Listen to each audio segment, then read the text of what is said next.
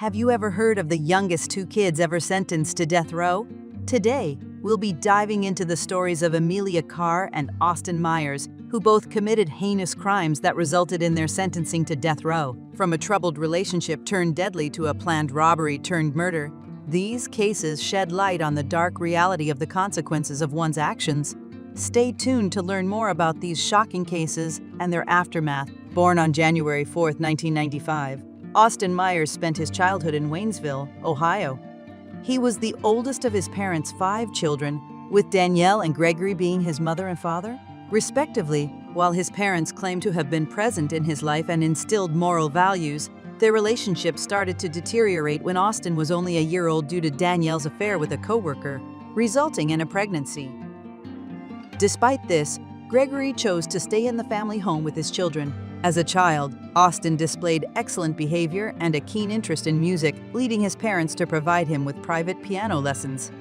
He excelled academically, scoring in the 98th percentile for math and science, 99th percentile for reading and writing, and 97th percentile for social studies. However, Austin began to feel the impact of his parents' relationship troubles and ran away from home in May 2009.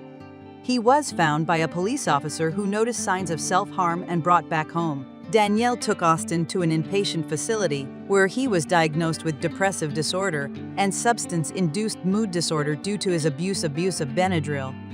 He has been prescribed Prozac for his diagnosis, and his therapist noted that he claimed Gregory had hurt him in the past, which Daniela and Gregory denied. Due to Justin's mother's disapproval of Austin, they eventually stopped spending time together.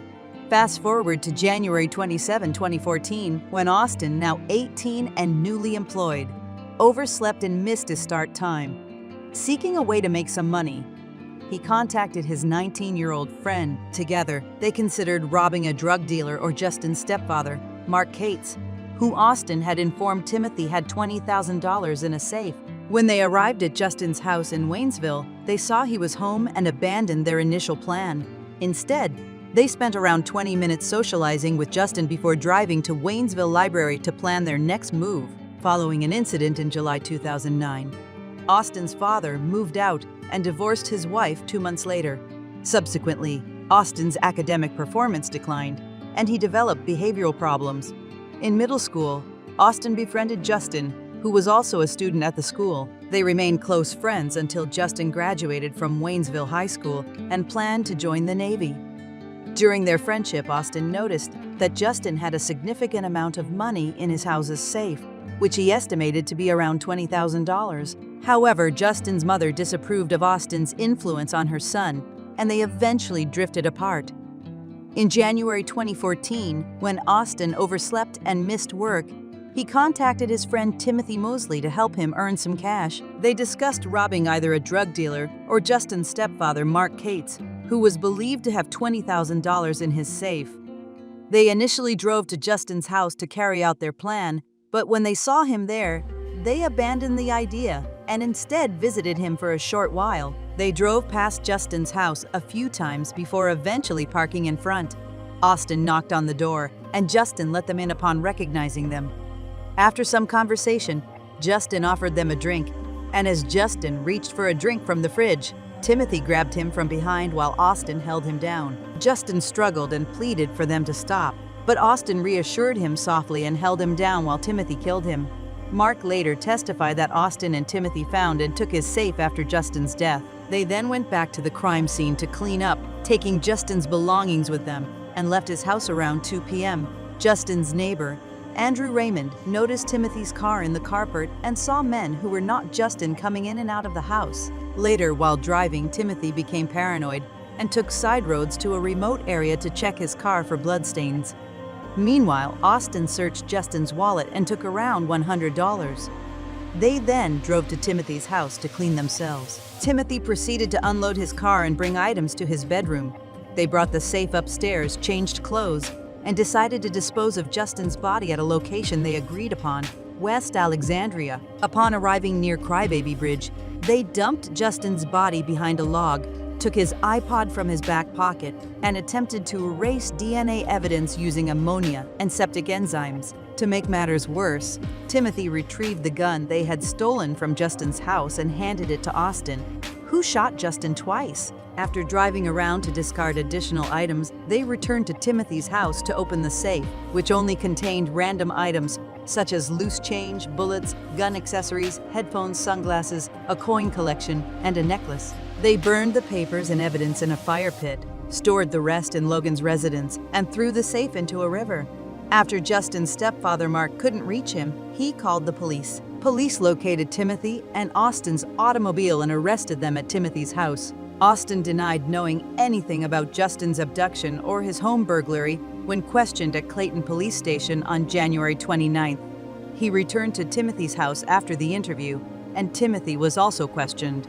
After that, they picked up Logan, who didn't know Austin and Timothy's plans, and told the police everything. Logan helped cops arrest Austin and Timothy. Austin and Timothy confessed to the detectives in subsequent interviews. Austin first admitted to seeing Timothy's murder of Justin, but denied any involvement. After inquiry, he acknowledged buying murder materials and shooting Justin after he died. Austin was indicted on 9 charges, including aggravated murder with prior calculation and design and aggravated criminal murder with 3 death sentence provisions. Austin's counsel sought a lighter sentence owing to his first crime and mental health background during the trial. Austin's mother and youngest sibling testified in court about his good attributes and strong family bonds. Justin's mother, Sandy Cates, supported the death penalty and didn't want Austin's age to affect his sentence. She said, "Austin, we have memories, but we will have no more with our son because of the choices that you made." Justin's father hoped Austin would see Justin's face every time he closed his eyes rather than hate him. Timothy, who took a plea deal and testified against Austin, said Austin planned to kill his mother and stepfather with a stolen gun. The jury recommended a death sentence for Austin, which the court accepted. Timothy's plea deal resulted in a life sentence. The court has not classified Austin's November 15, 2021 appeal. Austin's mother's decision to trust Timothy or support her convicted son is unanswered. After earning her GED, Amelia Carr, born on August 4, 1984, studied massage therapy and modeling. Amelia, a young lady who had 2 unsuccessful marriages, was in a troubled relationship with Joshua Damian Fulgham, a father of 2 with his on and off partner Heather Strong. In December 2008, Joshua married Heather, surprising Amelia. Amelia maintained in touch and babysat their kids despite feeling misled. Joshua was imprisoned a month after the wedding, and his marriage to Heather was unhealthy. Amelia and Joshua reunited after Heather departed. Amelia was pregnant with Joshua's child and would do everything to support him, including killing Heather, to avoid a legal struggle for their 2 children. After going missing on February 15, Heather was found in a small grave on March 19, 2009. After Joshua's arrest for stealing Heather's credit cards, Amelia was charged with fraud. After a recorded chat with Joshua's sister, Amelia was detained. Amelia repeatedly confessed to the crime without legal representation during questioning, but she eventually recanted. In 2010, she was executed by capital injection, while Joshua received life without parole in 2012. After the U.S. Supreme Court declared the death penalty unconstitutional and Florida changed its statutes to require a unanimous jury judgment, Amelia's case was reopened in 2016. In 2017, Amelia was resentenced to life without parole. After appearing on a national television program, Amelia garnered attention and sympathy, but Heather's mother was upset and felt Amelia did not deserve fame. Female murderers may cry and show emotion on TV, but they are still murderers. Carolyn, Heather Strong's mother, wanted to see the woman who killed her daughter die, believing that both Amelia and Joshua were evil and unfit to be parents. As we come to the end of this video, it's important to remember that these cases are a reminder of the terrible consequences that can come from making bad choices. While we may never fully understand what led Amelia Carr and Austin Myers to commit their crimes, it's important to acknowledge that their actions caused immense pain and suffering for those around them. Thank you for watching, and don't forget to like and subscribe for more true crime content.